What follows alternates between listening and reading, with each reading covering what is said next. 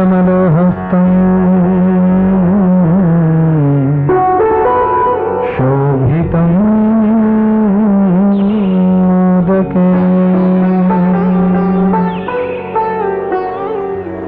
अरुणपुष्पमालां व्यालयज्ञोपवीते मम हृदयं कुरु निवासं श्रीगणेशं नमामि।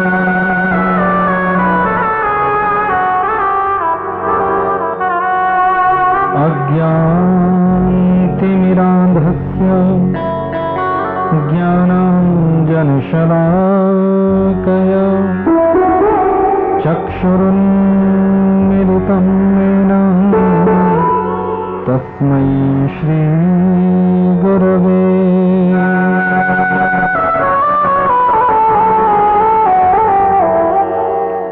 राधा भक्तहरिर्ज्ञानं ताभ्यां या च समन्विता तां श्रीभागवतीं गाथा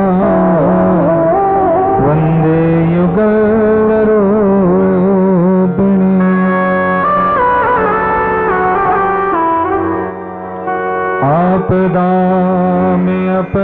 आपदामपहर्तारं दातारं सर्वसम्पदा लोकाभिरामं श्रीरामं भूयो भूयो नमाम्यहम्।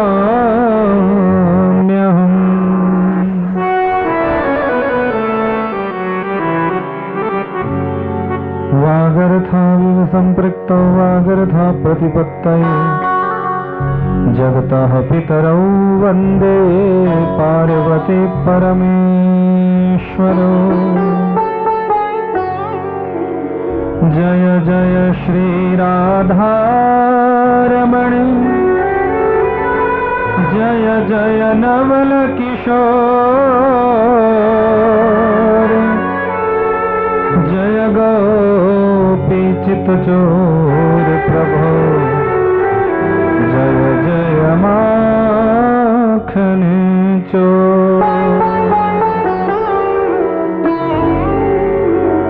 अतुलित बलधामं हेमशैलावदेहं धनुजवन कृशानुं ज्ञानिनाम् अग्रगण्यं सकलगुणनिधानं वानराणामधीशं रघुपतिप्रियभक्तं वातजातं नमामि।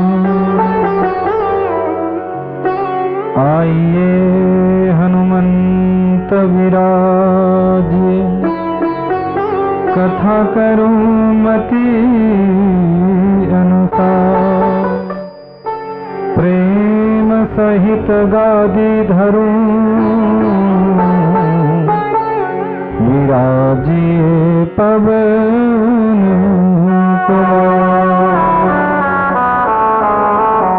विराजिए पवन कुमार।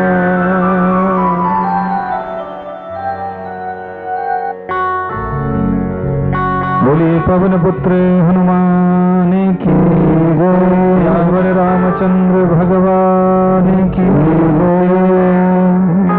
ग्राम देव, स्थान देव, वास्तुदेव, इस क्षेत्र के समस्त देवी देवता इस मंगल आयोजन को, इस परम पुनीत पावनी कथा को पूर्ण करने हेतु अपना स्थान ग्रहण करें। हमारे यजमान परिवार के कुलिष्ठ, यजमान परिवार की कुलदेवी, यजमान परिवार के अन्य पूजक देवी देवता यजमान परिवार को पूर्ण आशीर्वाद प्रदान करने हेतु और इस यज्ञ को निर्विघ्नता परिपूर्ण करने हेतु अपना स्थान ग्रहण करें। हमारे इष्ट आराध्या इस कथा का शुभारंभ करने हेतु हमें अपना आशीर्वाद प्रदान करें। इस मंगल यज्ञ में अपना स्थान ग्रहण करें। पूज्य माता पिता श्री के श्री चरणों में प्रणाम, सदगुरुदेव के श्री चरणों में प्रणाम, संत महापुरुषों के श्री चरणों में प्रणाम, सियावर रामचंद्र भगवान के श्री चरणों में प्रणाम। हमारे आराध्य देव, उनके श्री चरणों में भी कोटि कोटि प्रणाम।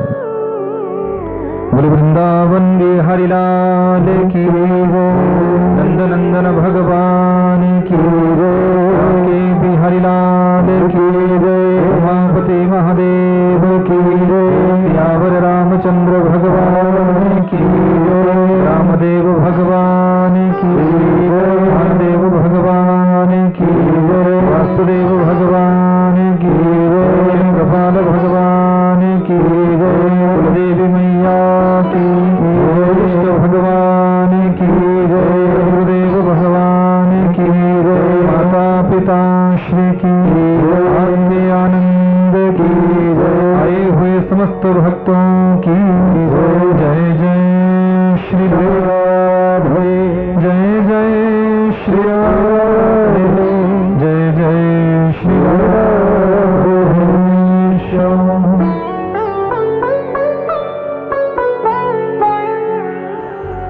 परम मंगलमय परात्पर अखिलेश्वर,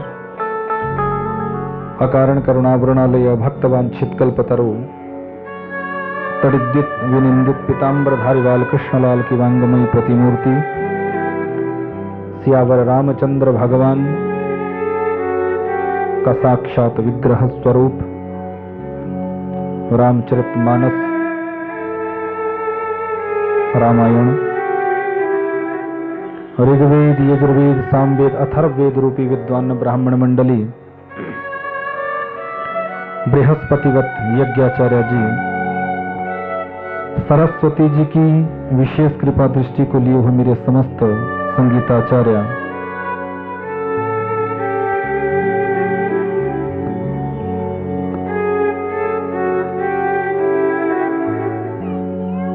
अन्य विद्वत समाज, विद्वत वर्ग, इस परम पुनीत प्रांगण में आयोजित इस कृष्ण चर्चा, राम चर्चा में समुपस्थित मेरी प्यारी माताएं, बहनें, बच्चे और बुजुर्ग,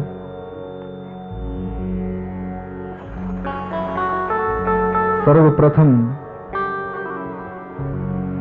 आप सभी के हृदय कमल में जो मेरे बांके बिहारी जी की झांकी विद्यमान है, उनके श्री चरणों में मैं कोटिशः प्रणाम करता हूं। बोले वृंदावन बिहारी लाल की। बंधु, आज महानवमी का ये परम पुनीत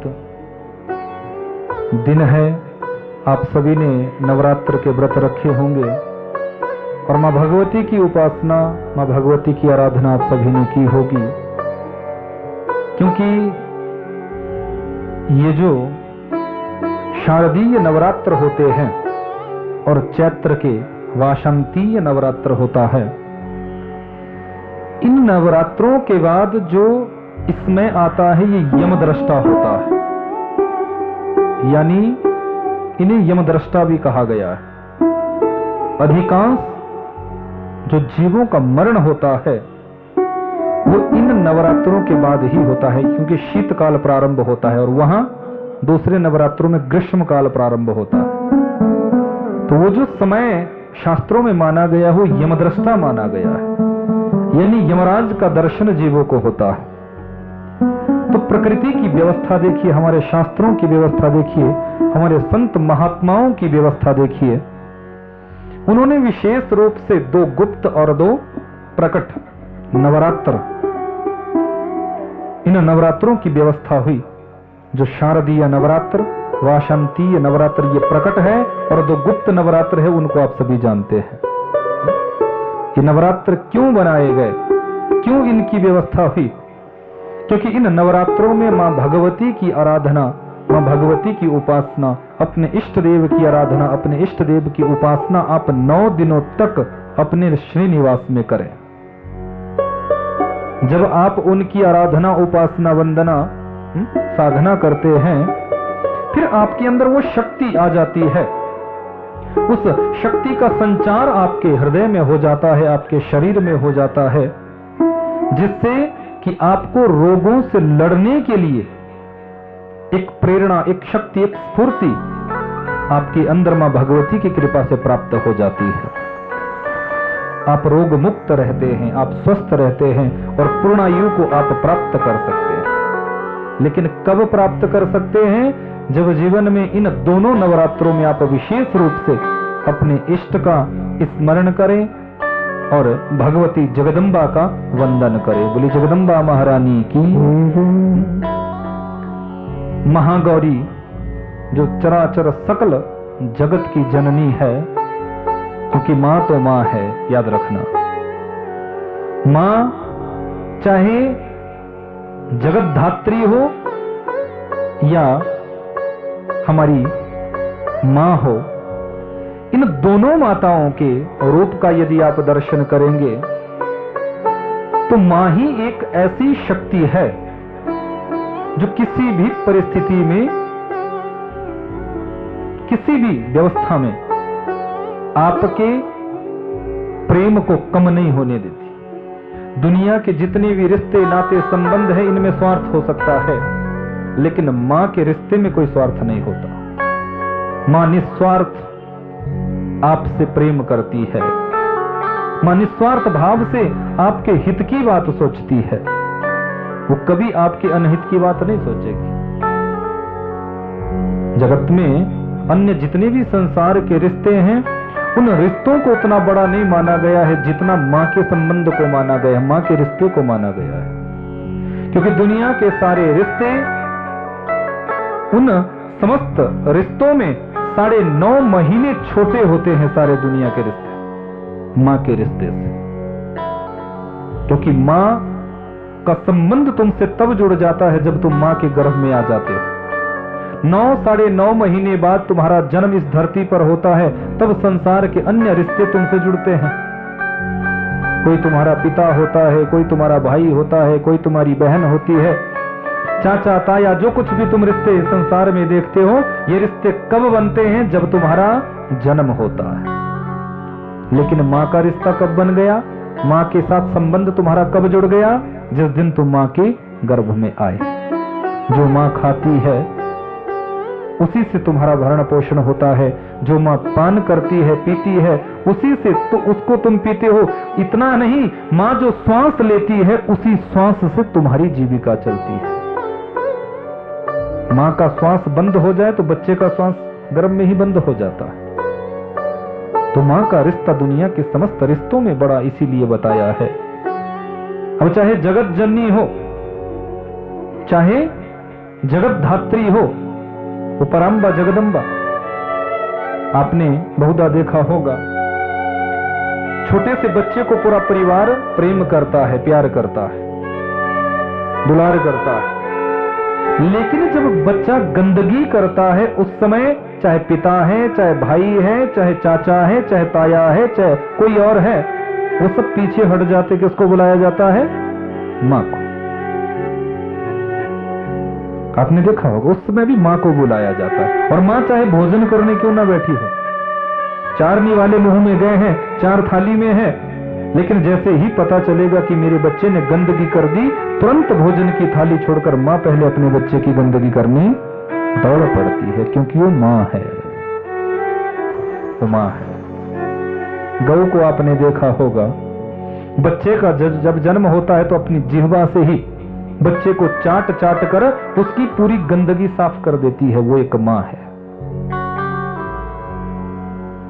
मां इस संसार में मां है, और उन्हीं मां भगवती की आराधना हम इन नवरात्रों में करते हैं। बस निवेदन एक करना चाहूंगा आप सभी से, जिसे भी आप मानते हैं, चाहे भगवती को मानते हैं, चाहे राम जी को मानते हैं, चाहे कृष्ण को मानते हैं, अपने जीवन में ऐसी लगन आपको लग जानी चाहिए कि वो लगन जीवन में कभी टूटे ना, वो लगन जीवन में कभी छूटे ना।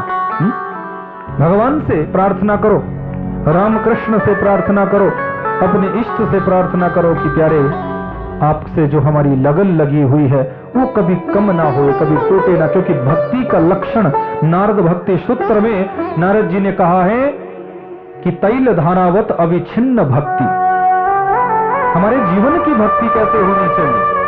तेल की धार की तरह, पानी की धार की तरह नहीं। पानी की धार आप ऊपर को ऐसे ले जाओगे तो वो खंडित हो जाएगी, वो टूट जाएगी। लेकिन तेल की जो धार है वो जितना ऊपर लेते चले जाओगे वो टूटेगी नहीं, अटूट रहेगी। तैल धारावत अविच्छिन्न भक्ति। लागी लगन मत तोड़ना, प्रभु जी मोरी लागी लगन मत तोड़ना, प्रभु जी मोरी लागी लगन मत तोड़ना।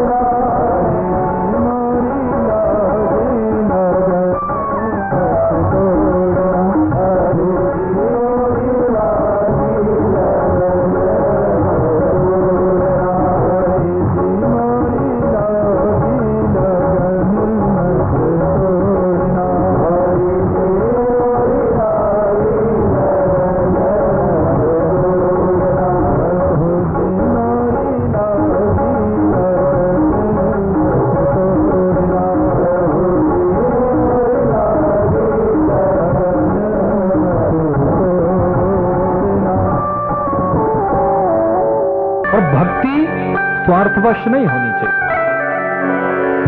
यदि स्वार्थ के लिए हम भक्ति करें कि मेरी ये कामना पूरी होगी तो भक्ति करूंगा, तो आराधना करूंगा, तो मंदिर जाऊंगा, तो दान पुण्य करूंगा, नहीं, वो तो तुम अपने स्वार्थ के लिए कर रहे हो।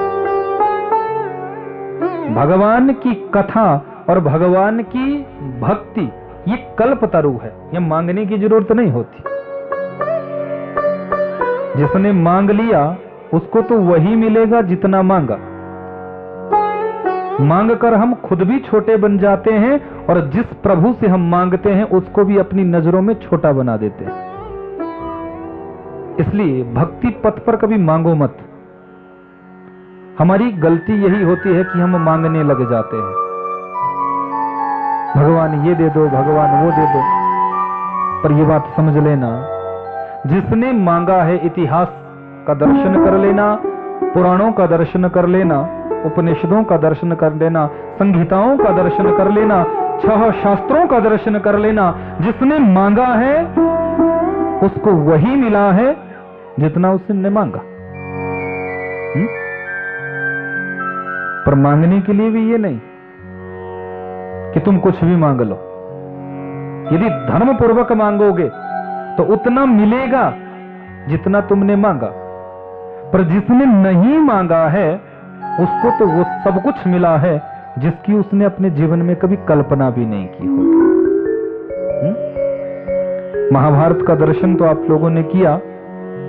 महाभारत की कथा तकरीबन आप सभी जानते हैं कि भगवान के यहां दुर्योधन भी गया था और भगवान के यहां अर्जुन भी गया। तो दुर्योधन वहां बैठा है, भगवान जानते हैं कि दुर्योधन आकर बैठ चुका।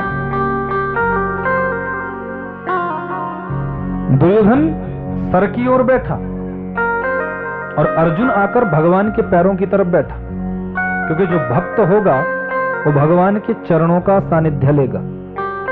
जिसके अंदर भक्ति होती है, जिसके अंदर भाव होता है, वो भगवान की चरणों की शरणागति लेता है। अब दुर्योधन तो मंदमती है, उसके अंदर भक्ति थोड़ी भी है। तो भगवान विश्राम कर रहे थे तो जाकर शीश की ओर बैठ गए, सर की तरफ बैठा, और अर्जुन चरणों की तरफ बैठा है। अब आप दर्शन करो कि जब कोई सोकर उठता है, विश्राम करके उठता है, तो सबसे पहली दृष्टि कहां पड़ती है? कहां पड़ती है बोलो? सामने ही तो पड़ती। तो अर्जुन पर दृष्टि पड़ी है। अर्जुन तुम आए? बोले हाँ द्वारिकाधीश आए हैं, प्रणाम। अब अर्जुन मुझसे पहले न मांग बैठे। अब भगवान तो सोने का नाटक कर रहे थे, सोए थोड़ी भी। भगवान तो सब जानते हैं कि वो भी आया है, पर ऐसा नाटक कर रहे हैं कि भगवान को पता ही ना हो कि कोई और भी आया। तो अर्जुन तुम आए किस भाव से, किस याचना से? अब देखो, जिसके मन में भय होता है ना, जो संसार में रचा पचा होता है, उसको भय हो जाता है, डर लग जाता है। अब दुर्योधन को भय हो गया कहीं ऐसा ना हो कि अर्जुन मुझसे पहले कुछ मांग ले। मुझसे पहले मांग लिया तो हो सकता है द्वारिकाधीश इसको सब कुछ दे दे, मेरे पास कुछ ना बचे। तो बीच में ही बोल पड़ा, मैंने तो संकल्प कर रखा है, मैंने प्रतिज्ञा कर रखी है कि युद्ध भूमि में मैं कोई शस्त्र वस्त्र धारण नहीं करूंगा, मुझे कोई शस्त्र नहीं उठाना। शस्त्र किसी भी, जिसकी भी तरफ मैं रहूंगा, मैं उसकी ओर से शस्त्र धारण नहीं करूंगा। हाँ, यदि किसी का सारथी वारथी बनना पड़े तो उसकी मैं कहता नहीं। अब पूछा दुर्योधन से, बोले दुर्योधन सुनो, एक तरफ मैं रहूंगा और एक तरफ मेरी नारायणी सेना रहेगी। नारायणी सेना। दुर्योधन मंदमती है, विचार करता है कि जब इन्होंने प्रतिज्ञा कर ही ली है कि मुझे शस्त्र धारण करना ही नहीं, तो इनको लेकर करूंगा क्या?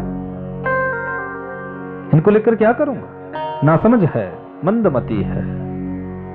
कहने लगा द्वारिकाधीश, यदि ऐसा संकल्प आपने किया है तो मुझे आप अपनी नारायणी सेना ही दो। भगवान मुस्कुराए। भगवान ने कहा जाओ दुर्योधन, तेरी तरफ से मेरी नारायणी सेना पांडवों से युद्ध करेगी। अपनी नारायणी सेना दी। अब अर्जुन से कहा, अर्जुन तुम भी मांगो। देने के क्रम में तुम भी कुछ मांगो, तुझे भी मैं दूंगा। तो अर्जुन ने निवेदन किया है, प्रभु मुझे आपसे कुछ नहीं चाहिए, मुझे तो सिर्फ और सिर्फ आप चाहिए। भक्तवत्सल भगवान की आप मांगो, आप क्या मांगना चाहते हैं? वैभव मांगो, राज्य मांगो, संपत्ति मांगो, दुनिया का पूरा वैभव तुम्हें चाहिए, स्वर्ग के राजा इंद्र का सुख भी यदि तुम्हें चाहिए तो आज मैं तुम्हें दूंगा, तुम मांगो। लेकिन भरत जी ने निवेदन किया, हे प्रयागराज कि अर्थ न धर्म न काम रुचि, गति न चाहूं निर्वाण, जन्म जन्म मोहि राम पद, यह वरदान ना। भरत जी ने वहां निवेदन किया है, मुझे अर्थ नहीं चाहिए। यदि तुम मुझे अर्थ का मतलब होता है धन संपत्ति वैभव, यदि तुम मुझे दुनिया का धन देना चाहते हो तो मुझे नहीं चाहिए, क्योंकि यदि मुझे धन चाहिए होता था, यदि मुझे राज्य चाहिए था, धन चाहिए था, वैभव चाहिए था, वो तो प्रभु श्री राम मुझे पहले ही दे चुके थे। मैंने तो उसको भी ठोकर मार दी। अवध के राज्य का त्याग करके आया हूं। जो अवध भूमि जिसको देवता भी नमन करते हैं, स्वर्ग क्या राजा इंद्र भी जिस अवध भूमि को प्रणाम करता है, उस अवध के राज्य का मैं त्याग करके आया हूं, ठोकर मार कर आया हूं। तो मुझे राज्य की चाह नहीं, मुझे संपत्ति की चाह नहीं, मुझे धन की चाह नहीं। और यदि आपके कहने से मेरा धर्म नष्ट हो जाए, क्योंकि आप कह रहे हैं मांगने के लिए और मेरे मन में मांगने की इच्छा नहीं, तो मुझे ऐसा धर्म भी नहीं चाहिए।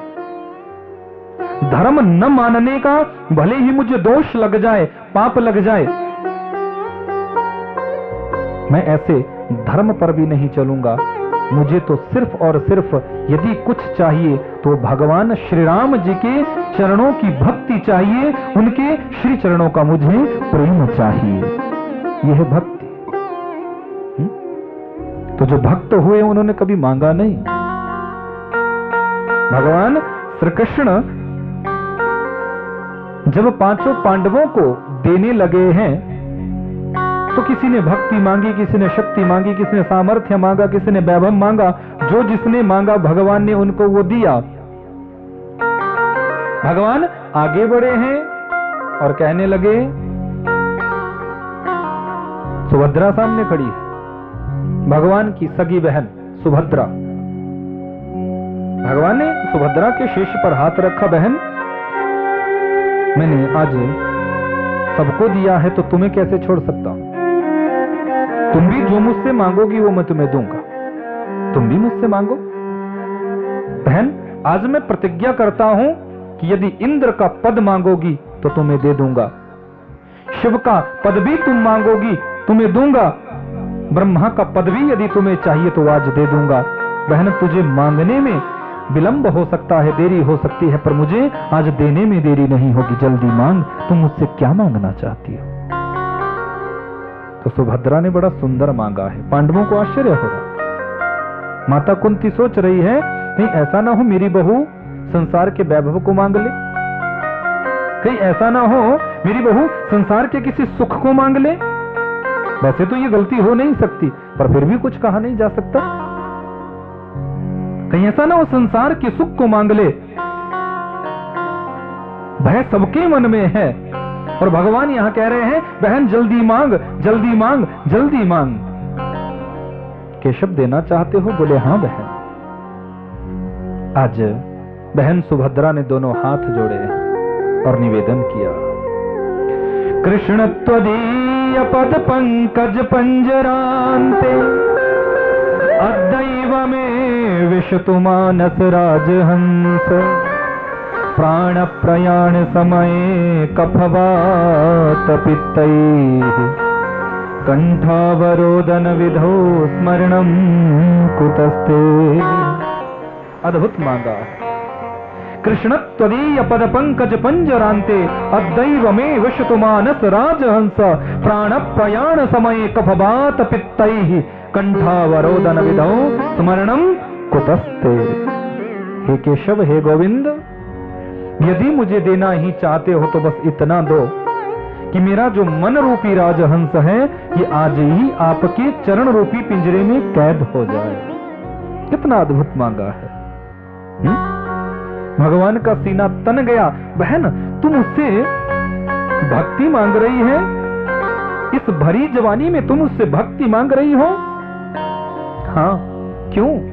अरे पगली, इस भरी जवानी में तो लोग मौज मस्ती करना चाहते हैं, आनंद लुटाना चाहते हैं, और तुम हो कि इस भरी जवानी में मुझसे मेरी शाश्वत भक्ति मांग रही हो। तो सुभद्रा ने बड़ा सुंदर कहा है केशव कि प्राणा प्रयाण समय कफवात पित्तैः कंठावरोदन विधौ स्मरणम कुतस्ते। प्यारे, जिस समय जीव के प्राण निकलते हैं, प्राण निकलने का जब समय आता है तो उस समय कंठ अवरुद्ध हो जाता है। कंठ अवरुद्ध हो जाता है। फिर हम आपका नाम नहीं ले सकते। जीव उस परिस्थिति में भगवान का नाम नहीं लेता। प्राण जब जीव के निकलते हैं तो उस समय तो संसार दिखता है, संसार की याद आती है। फिर ये दुनिया वाले दिखते हैं, नाती पोता पुत्र पौत्र आदि दिखते हैं। उस समय किसी को भगवान की याद नहीं आती। इसलिए प्यारे, मैं तो बस निवेदन इतना करना चाहती हूं कि प्राणों के अवरुद्ध होने के समय मेरी जिह्वा पे, मेरे हृदय में सिर्फ और सिर्फ आपका नाम आना चाहिए। प्राण प्रयाण समय कफवात पित्तैः कंठावरोदन विधौ स्मरणम कुतस्ते। उस समय आपका चिंतन हो, उस समय आपकी संसार दिखता है, उस समय संसार की याद आती है, उस समय धन संपत्ति वैभव की याद आती है। फिर तुम याद करते हो कि मेरे पास कितना मैंने कमाया और कितना मैंने लुटाया। उस उधेड़बुन में तुम चलते। पुत्र और पुत्र वधू को ऐसा भाव तो बनेगा कि पूजा कैसे होती है, संत महात्माओं का स्वागत कैसे होता है, धर्म कैसे होता है, हाथों से दान पुण्य कैसे होता है। हम नहीं बताएंगे तो ये सीखेंगे कैसे? और हम लोग गलती क्या करते हैं, अपने बच्चों को ये संस्कार देते ही नहीं। और होता क्या है, जब हम मर जाते हैं तो हमने तो कभी सिखाया नहीं अपने बच्चों को कि धर्म कैसे करना चाहिए, श्रेष्ठ कर्म कैसे करना चाहिए। तो वो बच्चे तुम्हारे लिए फिर क्या करेंगे? वो बच्चे फिर दान पुण्य श्रेष्ठ कर्म नहीं कर पाते, क्योंकि तुमने उनको शिक्षा दी नहीं। और यदि तुम अपने बच्चे को हाथ पकड़कर मंदिर ले जाते हो तो पहले बच्चे से प्रणाम करवाओ कि बेटा प्रणाम कर। यदि वो नहीं करता है तो खुद प्रणाम करो। जब तुम प्रणाम करोगे तो तुम्हारा बच्चा भी सीखेगा कि मेरे मम्मी ने, मेरे पापा ने, मेरे माता पिता ने ऐसे प्रणाम किया तो मुझे भी यहाँ दंडवत करनी है, यहाँ प्रणाम करनी है। भक्तवत्सल भगवान की, बांके बिहारी लाल की। तो भक्ति जीवन में ऐसी होनी चाहिए। सुभद्रा ने यही मांगा था। प्यारे, मेरा जो मन रूपी राजहंस है ये आज ही आपके चरण रूपी पिंजरे में कैद हो जाए। श्रेष्ठ भक्ति कौन है? जो बचपन से की जाती है, क्योंकि बचपन में की गई भक्ति, ध्यान देना, अमृत के समान होती है। और जवानी में की गई भक्ति घी दूध के समान होती है, और बुढ़ापे में की गई भक्ति मात्र पानी के समान होती है। तो भक्ति तुम्हारी वो श्रेष्ठ है जो बचपन से की जाए। बचपन से खुद भी भक्ति करोगे, अपने बच्चों को भी यदि संस्कारित करोगे, उनको भक्ति से जोड़ोगे, दान पुण्य भाव से जोड़ोगे, सत्कर्मों से जोड़ोगे, तो वो भक्ति उनके जीवन में श्रेष्ठ आएगी, श्रेष्ठ बनेगी, और उनका जीवन भी भक्तिमय हो जाएगा। बोले भक्तवत्सल भगवान की। इसलिए सुभद्रा ने भरी जवानी में शाश्वत भक्ति मांगी, और भगवान ने भी बड़े मनोभाव से अपनी शाश्वत भक्ति सुभद्रा को प्रदान की थी कि जाओ सुभद्रा, मेरी शाश्वत भक्ति तुम्हारे हृदय में बनी रहेगी। तो ऐसा हमारा मनोभाव बने, हम अपने जीवन में भक्ति करें, हम अपने जीवन में श्रेष्ठता के पथ पर चले, तो हमारा जीवन श्रेष्ठ बनता है। और भगवान का नाम तो जो जीव अपने जीवन में ले लेता है उसका कल्याण हो जाता है। दृष्टि दोष नहीं होना चाहिए। भगवान को समझना, भगवान की भक्ति को जानना और पहचानना, ये बड़ी बात है। क्योंकि भगवान का दर्शन ऐसे नहीं होता। देखो, राम कथा और कृष्ण कथा, क्योंकि 2 दिन में, वो भी कम समय है, उसमें कृष्ण कथा को और राम कथा को नहीं गाया जा सकता। लेकिन प्रयास रहेगा कि आपको थोड़ा कथा ऐसी सुनाई जाए जिससे कम से कम आपका व्यवहारिक ज्ञान जागृत हो जाए। अब भगवान की कथा को तो सबने सुना, पर कथा सुनने का नियम क्या है? कथा को यदि भाव से नहीं सुनोगे तो कथा तुम्हारे अंदर नहीं जाएगी, कथा तुम्हारे हृदय में नहीं जा सकती।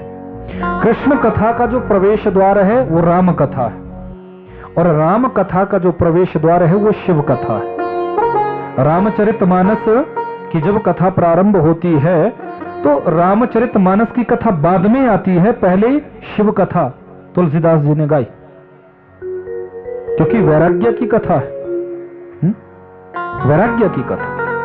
तो तुलसीदास जी ने पहले शिव कथा को सुनाया, शिव और पार्वती जी के प्रसंग को गाया, शिव और सती के प्रसंग को गाया। और यहां भागवत कथा का 10वें स्कंद में जब शुभारंभ होता है तो 9वें स्कंद में पहले सुखदेव स्वामी ने, वेद व्यास जी ने राम कथा को गाया, क्योंकि राम कथा हमारे जीवन में मर्यादा देती है। रामायण से हम जीना सीखते हैं। जीवन जीने की कला क्या है, जीवन जीने की व्यवस्था क्या है, ये हमें राम कथा सिखाती है, राम कथा सिखाती है। इसलिए रामायण से जीना सीखो और भागवत से मरना सीखो। मुक्ति के पथ पर तुम्हें भागवत कथा ले जाती है और जीवन जीने की कला तुम्हारे जीवन में राम कथा सिखाती है। भगवान की कथा का आश्रय आप लेते हो, भगवान के नाम का आश्रय आप लेते हो, तो आपके जीवन में मंगल ही मंगल होता है। मंगल ही मंगल, ऐसा मंगल, क्योंकि मैंने कहा था भगवान की कथा, भगवान का ये सत्संग कल्पतरु है। कल्पतरु का मतलब होता है कि इसकी छांव में जो भी विराजेगा उसकी समस्त इच्छाएं पूर्ति होगी, समस्त इच्छाओं की पूर्ति हो जाएगी, समस्त कामनाओं की उसकी पूर्णता हो जाएगी। एक बार हमने यही बात कथा में कह दी और 2 वर्ष बाद संयोग से फिर हमारी कथा वहां पर हुई। हमने कथा में कहा होगा, बहुत सी बातें किसको याद रहती है।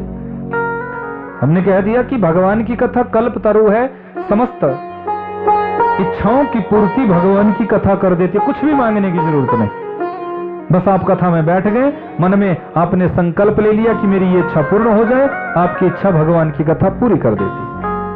कथा विश्राम हुई तो एक व्यक्ति आया, बोले महाराज जी आपने 2 वर्ष पहले कहा था कि भगवान की कथा कल्पतरु है, इच्छा पूरी कर देती है।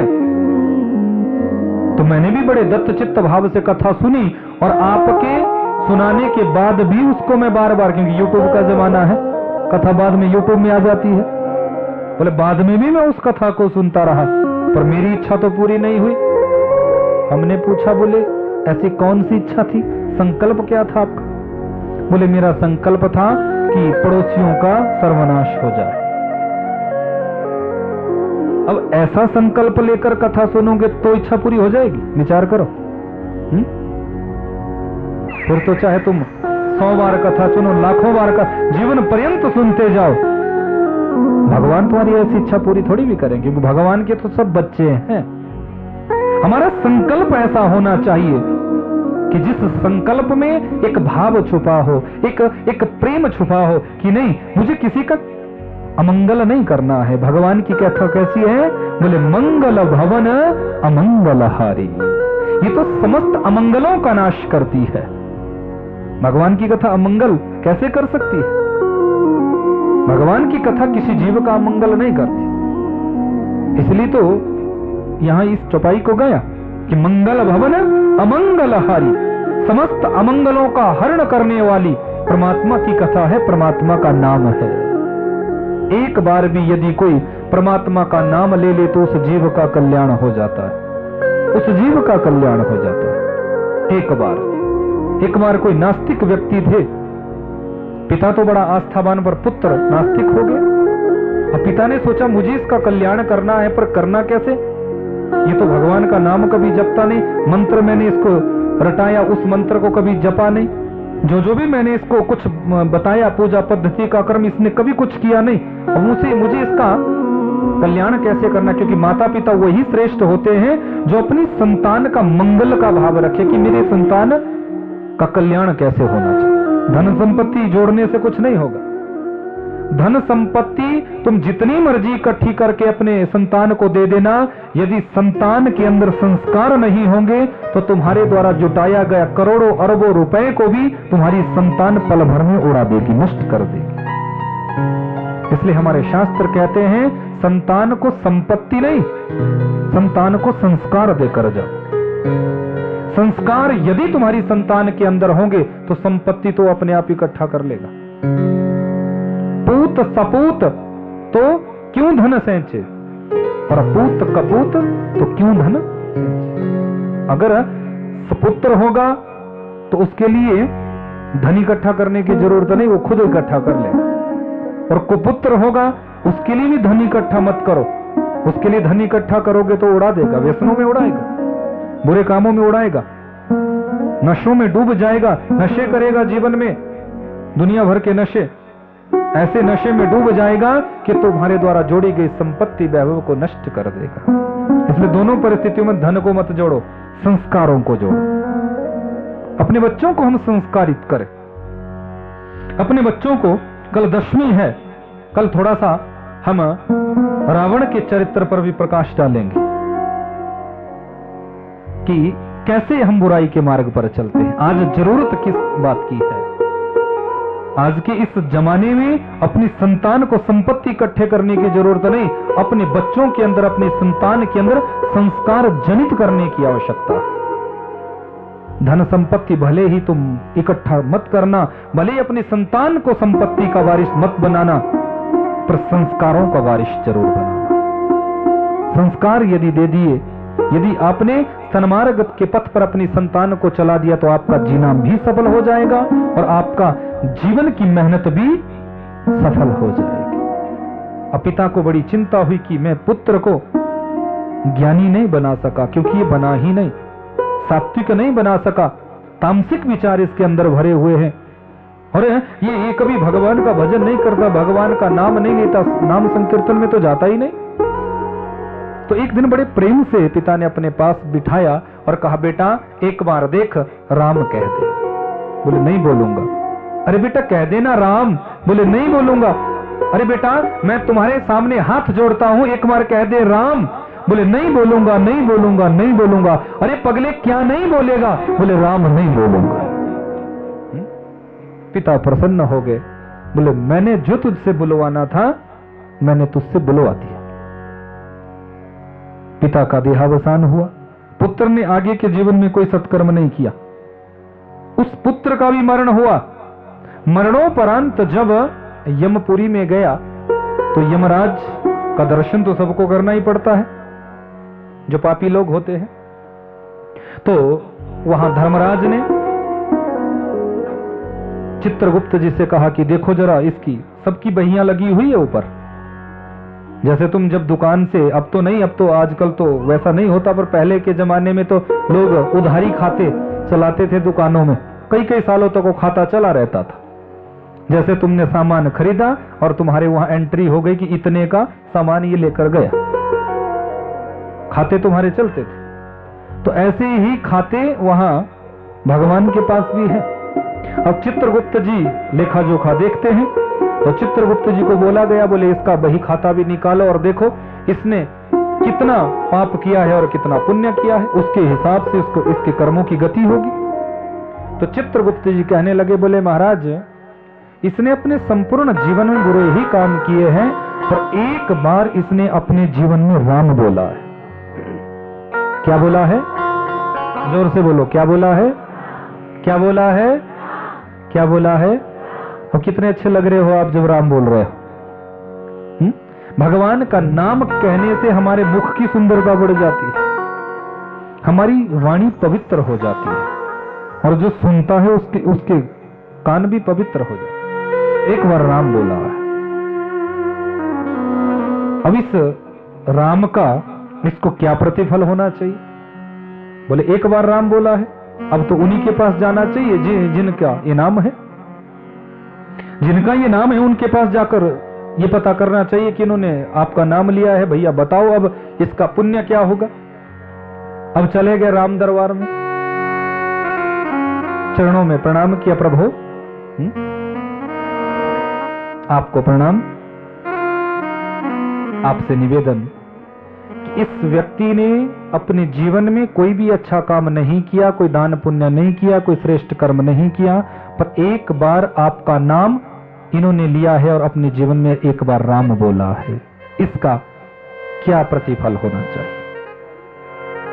भगवान जी मुस्कुराए, प्रभु श्री राम मुस्कुराए और कहा बेटा यहां आ जाओ, और बड़े प्रेम से उस व्यक्ति को अपने पास बुलाया और अपनी गोदी में भगवान ने बिठा दिया और अपने हाथों से उसके बालों को सहलाने लगे, जैसे पिता अपने पुत्र से स्नेह करता है ना, जैसे पिता अपने पुत्र से लाड प्यार दुलार करता है, ऐसे ही, क्योंकि भगवान को भक्त वत्सल कहा है, वो अपने भक्तों से वैसा प्रेम करते हैं जैसे एक पिता अपने पुत्र से प्रेम करता है, जैसे एक मां अपने बच्चे से प्रेम करती है, जैसे गैया अपने बछड़े को चाट चाट कर उसके शरीर की सारी गंदगी साफ कर देती है, ऐसे ही भगवान अपने भक्तों के जीवन की गंदगी को साफ कर देते हैं। 10 मिनट हुए, 20 मिनट हुए, 25 मिनट हुए, आधा घंटा हुआ, 1 घंटा हो गया। धर्मराज जी कहने लगे प्रभु बता देते तो हम आगे का कार्य करते। एक बार इसने राम बोला है, इसका प्रतिफल क्या होना चाहिए? तो भगवान मुस्कुराए और इशारे से कह दिया कि देख नहीं रहे हो, जब अपनी गोदी में ही इसे मैंने बिठा दिया तो इससे ऊंचे अब और फल क्या चाहते हो? एक बार राम कहने से भगवान का अंक मिल सकता है, भगवान की गोदी मिल सकती है, तो जीवन भर राम नाम जपोगे, जीवन भर कृष्ण नाम गाओगे, तो क्या जीवन में तुम्हारा कल्याण नहीं होगा? अवश्य। राम जी तो राम जी है। तेरी मर्जी का मैं हूं गुलाम, मेरे अलवेले राम। हो तेरी मर्जी का, हो तेरी मर्जी का मैं हूं गुलाम, मेरे अलवेले राम, अलवेले राम, मेरे मतवाले राम, अलवेले राम, मेरे मतवाले राम।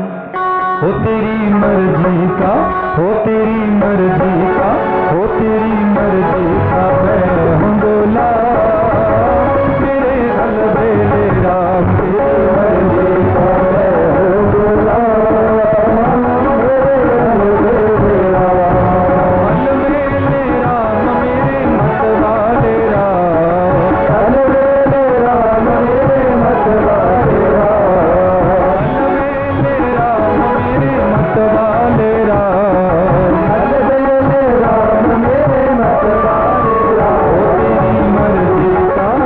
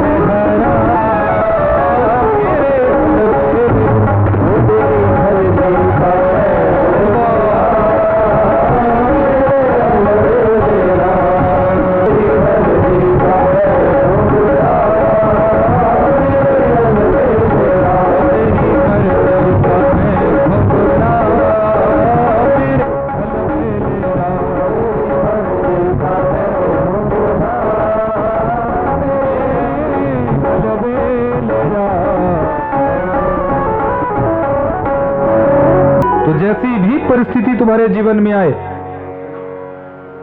चाहे सुख दो चाहे दुख दो, प्यारे हर परिस्थिति में तेरा नाम हमें जपना है। और एक बात बताऊं, हो सकता है सुख में तुम भगवान को भूल जाओ, पर सत्यता यह है दुख जीवन में बना रहेगा तो दुख में भगवान को तुम कभी नहीं भूलोगे। सुख में हम भूल सकते हैं, क्योंकि जब जीवन में सुख आता है तो हम भगवान को याद करना छोड़ देते हैं। अपने जीवन को देखना, जब जब तुम्हारे जीवन में सुख आया, क्या तुमने भगवान को याद किया? पर जब जब जीवन में दुख आया तो तुम भगवान के मंदिर में गए, तुम भगवान के सामने रोए, तुमने भगवान से याचना की, तुमने भगवान से प्रार्थना की, प्रभु इस दुख को दूर करो। भयात भक्ति, जब भय से तुम भक्ति कर रहे हो, डर से तुम भक्ति कर रहे हो, दुखी होकर तुम भक्ति कर रहे हो, पर कर तो रहे हो, याद तो कर रहे हो। कि विपदो नैव विपदः संपदो नैव संपदः विपद नारायण स्मृति संपन्नारायण विस्मृति। वेदव्यास जी ने भागवत में लिखा, उस संपत्ति को संपत्ति नहीं कहते, उस सुख को सुख नहीं कहते, उस आनंद को आनंद नहीं कहते, जिस सुख के आने पर, जिस संपत्ति के आने पर, जिस वैभव के प्राप्त होने पर हम भगवान की याद करना छोड़ दें, वो सुख सुख नहीं होता। और उस दुख को भी दुख नहीं कहते, उस दुख को भी दुख नहीं माना जाता जिस दुख के आने पर हम भगवान की याद करते हैं। वो दुख कैसे हो सकता है? यदि दुख के आने पर हमने भगवान की स्मृति की, भगवान को याद किया, भगवान का चिंतन किया, भगवान का मनन किया, तो वो दुख कैसे हो सकता है? अब वो सुख अच्छा है, जिस सुख के आने पर तुमने भगवान को विसार दिया, भगवान को तुम भूल गए, या वो दुख अच्छा है जिस दुख के आने पर तुमने भगवान को याद किया? बोलो। सुंदर कांड में हनुमान जी से पूछा गया, हनुमान जी बताओ अपने जीवन के सबसे बुरे समय को तुम क्या मानते हो? हमारे जीवन का विपत्ति भरा समय कौन सा होता है? दुखपूर्ण समय कौन सा होता है? हमारे जीवन का सबसे बुरा समय, बुरा टाइम जिसे तुम कहते हो, वो बैड टाइम कौन सा है? कहे हनुमंत विपत्ति प्रभु सोई, जब तब भजन ना सुमिरन हो। हमारे जीवन का विपत्तिपूर्ण समय कौन सा है? हमारे जीवन में संकटकालीन समय कौन सा है? जब जब जीव भगवान का भजन करना बंद कर देता है, भगवान के मंदिर में जाना बंद कर देता है, भगवान की कथा सुनना बंद कर देता है, अपने जीवन में दान पुण्य धर्म के कार्य करना बंद कर देता है, समझ लो उसके जीवन का दुखपूर्ण समय, सबसे बुरा समय प्रारंभ हो गया।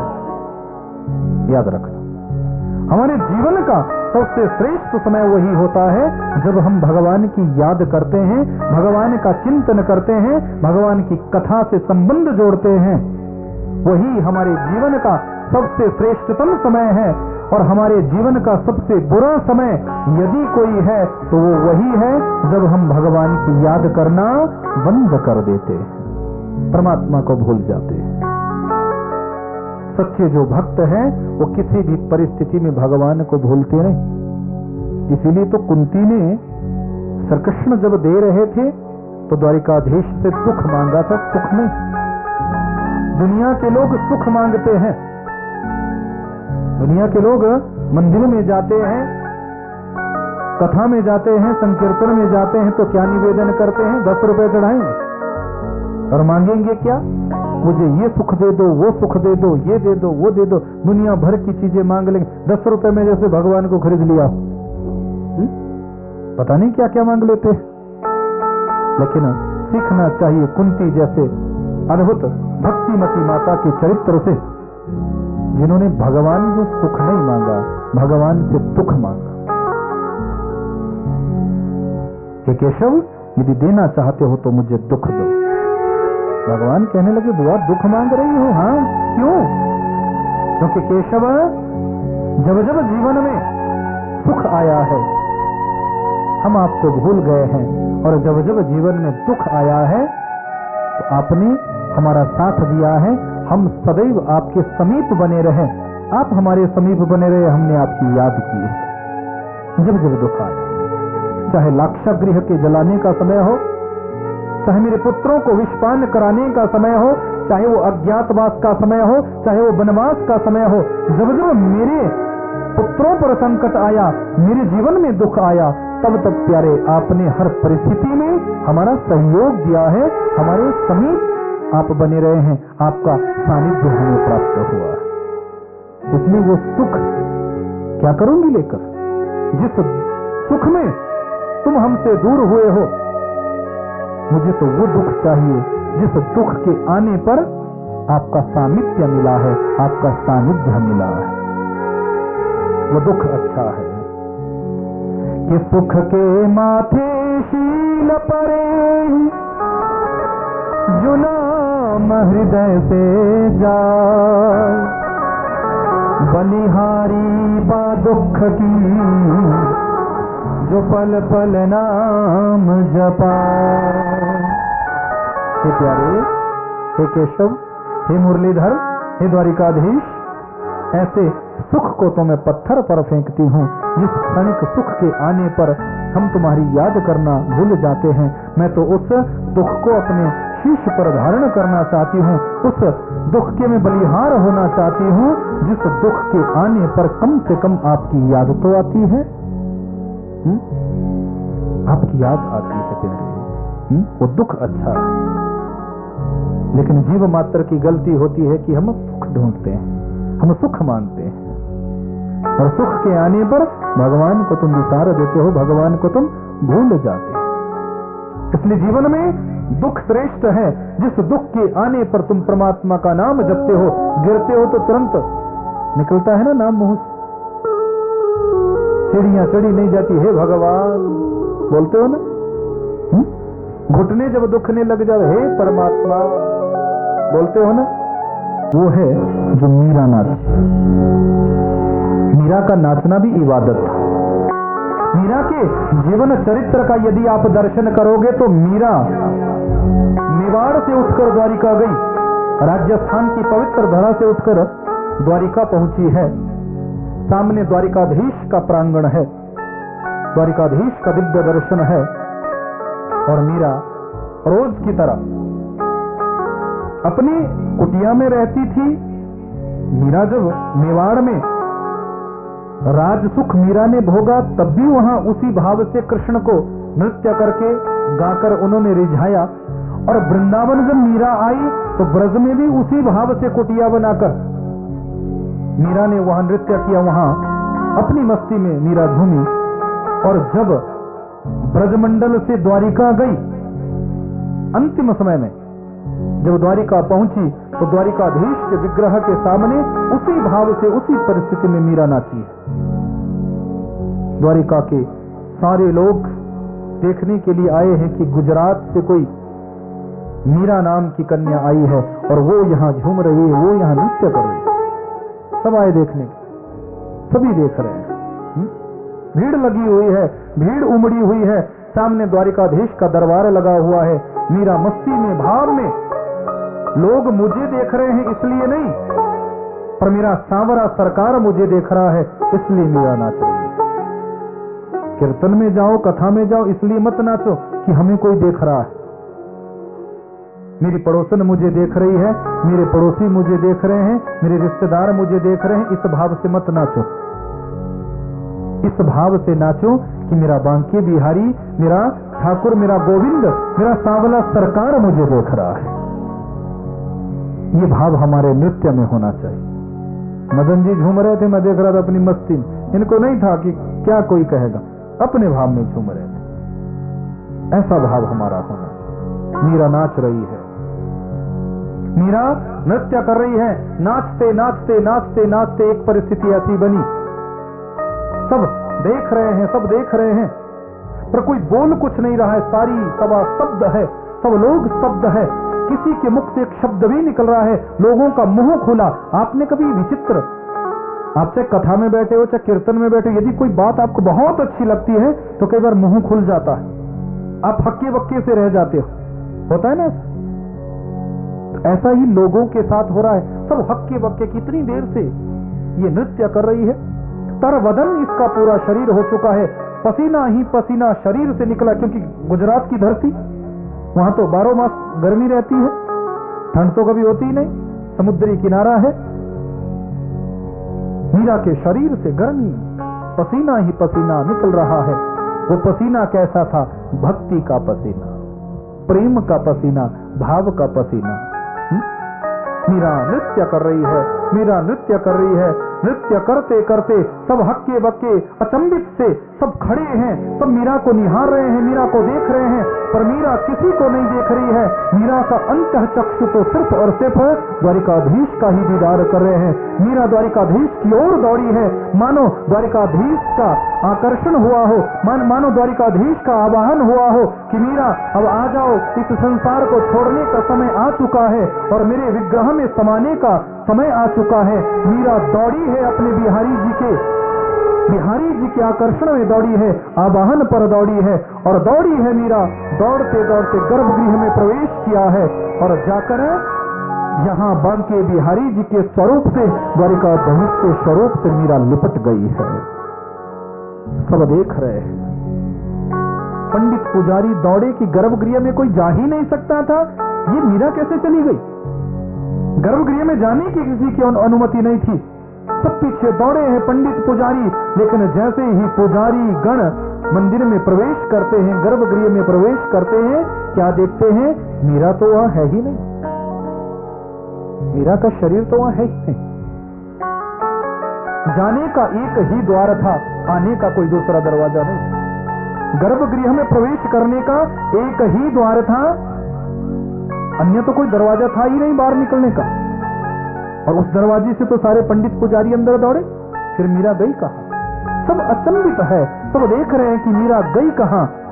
पंडित पुजारी क्या देखते हैं कि मीरा के शरीर का एक वस्त्र बिहारी जी के श्री विग्रह से चिपका हुआ है और मीरा का शरीर बिहारी जी के शरीर में ही, द्वारिकाधीश के शरीर में ही समाहित हो गया है। यह है भक्ति, यह है भक्ति। हमारे जीवन की भक्ति ऐसे होनी चाहिए, हमारे जीवन की भक्ति ऐसे हो। यदि नृत्य भी हमारा हो तो भगवान के लिए हो, यदि भगवान की माला भी हम जपे तो भगवान के लिए हो। ऐसे हमारे जीवन की परिस्थिति होनी चाहिए। मीरा का संपूर्ण जीवन परमात्मा के लिए, द्वारिकाधीश के लिए समर्पित हो गया। आज उस मीरा जी के एक एक पद पर लोग पीएचडी कर रहे हैं, जो मीरा किसी विश्वविद्यालय में कभी गई नहीं थी, किसी स्कूल कॉलेज में कभी गई ही नहीं। ऐसे ऐसे भाव, मस्ती में डूबकर, भाव में डूबकर मीरा ने गुनगुनाए, मीरा ने गाए, कि जिन मीरा के द्वारा गाए गए एक एक पदों पर आज लोग पीएचडी करते हैं। ये कृपा कहां से मिली? मेरे बांके बिहारी जी की कृपा से, मेरे सांवले सरकार की कृपा से।